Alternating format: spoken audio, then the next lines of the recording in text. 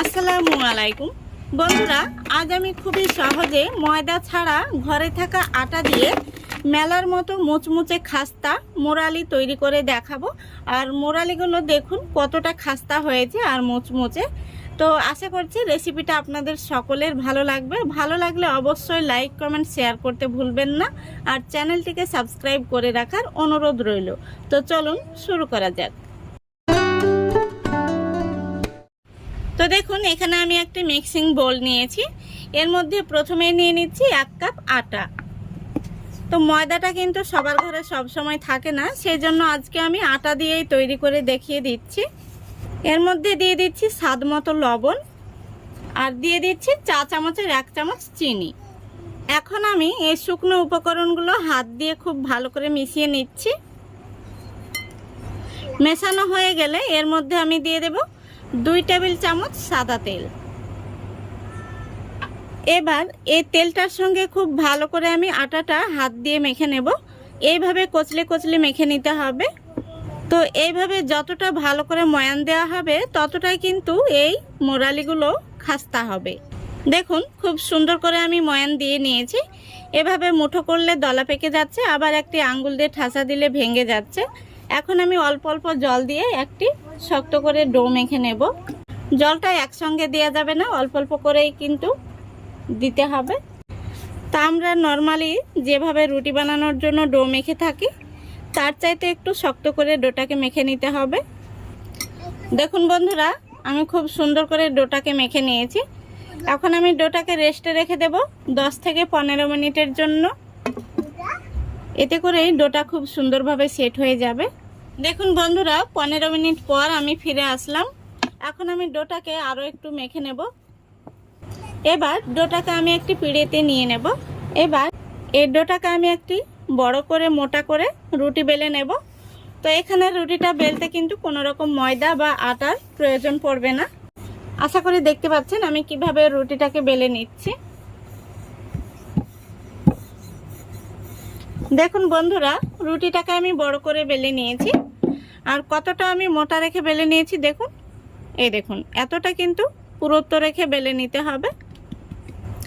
এখন আমি একটি ছুরি দিয়ে এইভাবে 4 কোণা আকারে কেটে নিচ্ছি।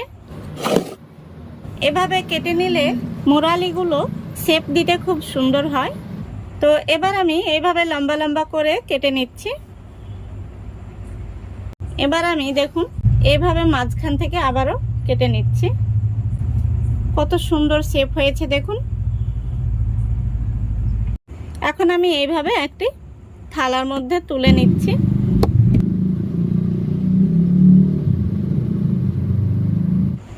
দেখুন বন্ধুরা, সবগুলো মোরালির শেপ আমি দিয়ে নিয়েছি।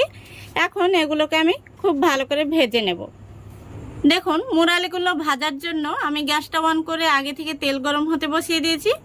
তো তেলটা কেমন গরম হয়েছে বোঝার জন্য আমি একটি মোরালি তেলের মধ্যে দিয়ে দিচ্ছি। দেখুন ছোট ছোট বাবলস তৈরি হচ্ছে, তার মানে তেলটা কিন্তু সঠিক পর্যায়ে রয়েছে। এখন আমি মোরালিগুলো তেলের মধ্যে দিয়ে দিচ্ছি। গ্যাসের ফ্লেমটা আমি লো আর মিডিয়ামের মাঝামাঝিতে রেখেছি। আর এইভাবে রেখে একটু সময় নিয়ে ধীরে ধীরে মোরালিগুলোকে ভেজে নিতে হবে। দেখুন সবগুলো মোরালি একসঙ্গে দেওয়া যাবে না। আমি যতগুলো কড়াইয়ের মধ্যে ধরেছে ততগুলো দিয়েছি, আর বাকি মোরালিগুলো আমি দ্বিতীয় ব্যাচে ভেজে নেব। এখন কিন্তু কোনোভাবে নাড়াচাড়া করা যাবে না, এইভাবে কড়াইটা ধরে একটু ঝাঁকিয়ে দিতে হবে। তো দেখুন কিছুক্ষণ পর মোরালিগুলো তেলের মধ্যে ভেসে উঠেছে।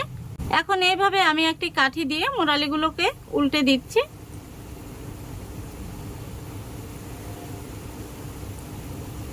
দেখুন সবগুলো মোরালি আমি উল্টে দিয়েছি।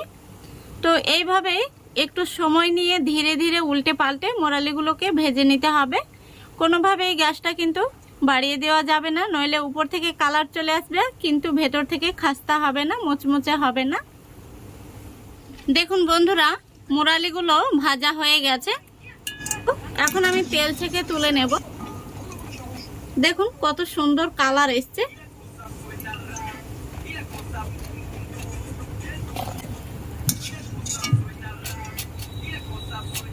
দেখুন বন্ধুরা, সবগুলো মোরালি ভেজে নিয়েছি। এখন আমি এই মোরালিগুলোকে ঠান্ডা করে নেব। আর কতটা খাস্তা হয়েছে দেখে কিন্তু বুঝতে পারছেন। ঠান্ডা করার পর কিন্তু মোরালিগুলোকে আমি শিরার মধ্যে দেব। তো এদিকে মোরালিগুলো ঠান্ডা হতে থাক, আমি এখন শিরাটা তৈরি করে নেব। দেখুন আবারও আমি গ্যাসটা অন করে কড়াই বসিয়ে দিয়েছি। আর কড়াইতে দিয়ে দিচ্ছি 1 কাপ চিনি। যতটা পরিমাণে আমি চিনি দিয়েছি তার হাফ পরিমাণে দিয়ে দিচ্ছি জল। তো এখানে খুব বেশি জল দেওয়ার প্রয়োজন নেই। জলটা যদিও বেশি পড়ে যায় তাহলেও কিন্তু জাল করে জলটা মেরে ফেলতে হবে, কারণ এখানে চিনির রসটা কিন্তু গাঢ় করে তৈরি করতে হবে। তো চিনিটা গলে যাওয়া পর্যন্ত অপেক্ষা করতে হবে। দেখুন বন্ধুরা, চিনিটা গলে গেছে। এখন এইভাবে নাড়াচাড়া করে আরও কিছুক্ষণ জাল করে নিতে হবে। যতক্ষণ না পর্যন্ত এই রসটা ঘন হয়ে আসছে ততক্ষণ পর্যন্ত এইভাবে জাল করতে হবে আর নাড়াচাড়া করতে হবে।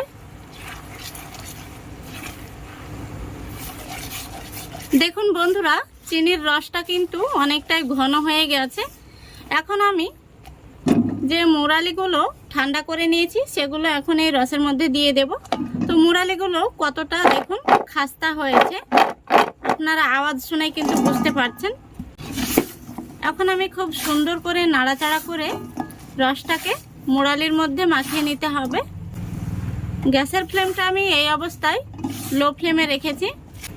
এখন এইভাবে হালকা আঁচে নাড়াচাড়া করে রসটাকে শুকিয়ে নিতে হবে।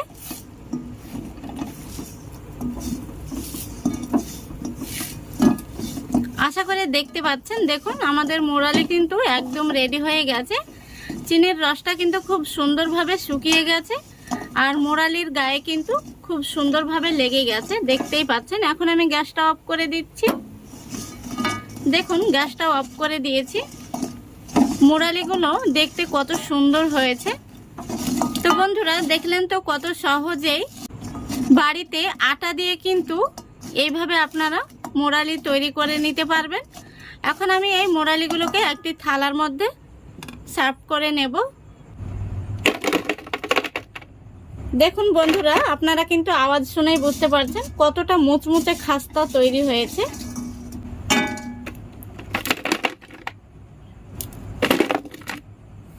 আর 1 কাপ আটা দিয়ে কিন্তু অনেকগুলো মোরালি তৈরি হয়েছে।